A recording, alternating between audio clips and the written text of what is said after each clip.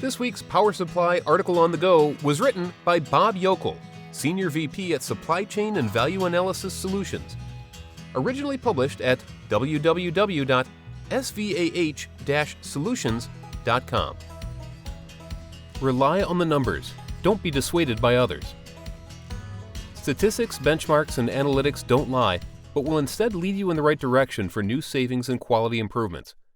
However, you'll find that your healthcare organization's department heads, managers, and supervisors will beg to differ with you. That's why you need to be forewarned. Statistics, benchmarks, and analytics can be off base. There's no doubt about it. Statistics, benchmarks, and analytics can be off base or even completely wrong.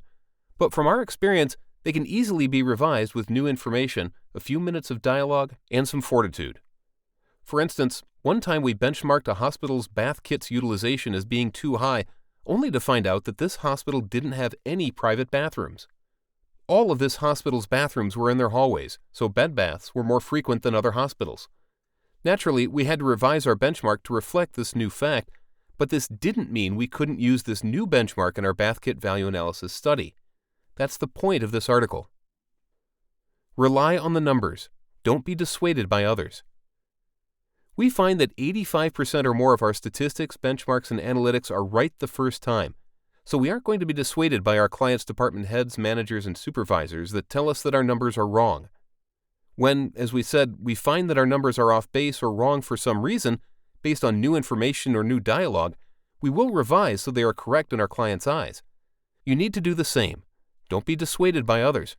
Refine your statistics, benchmarks, and analytics until they are right in your customer's eyes. Then revisit the topic again. Historical data is the answer if all else fails. If all else fails, then you need to use your customer's historical data to prove to them that a product, service, or technology's cost, not price, variance needs to be investigated. These numbers can't be disputed, refuted, or ignored because they are your customer's own data. For example, if a department's office supply cost per employee has increased by 27% over the last 12 months, this can't be disputed if you have done the math right. If your customer is a reasonable person, they will start working with you to reduce this metric. Let's be honest, no numbers will persuade some personalities. In the final analysis, some personalities, you know who they are, won't believe your numbers no matter what you do, even if you make them pristine, relevant, and visual. This is because these individuals aren't open-minded, are fixed in their ways, or might even have a hidden agenda. They certainly aren't going to win an Employee of the Year award for their cooperation. What we tell our clients when they run into these individuals is for them to wait for these persons to move on, get a promotion, or retire so you can revisit the subject with a new person. Yes, it's a waiting game, but let us assure you that you will always win in the long run. That'll do it for this week's edition of Articles on the Go.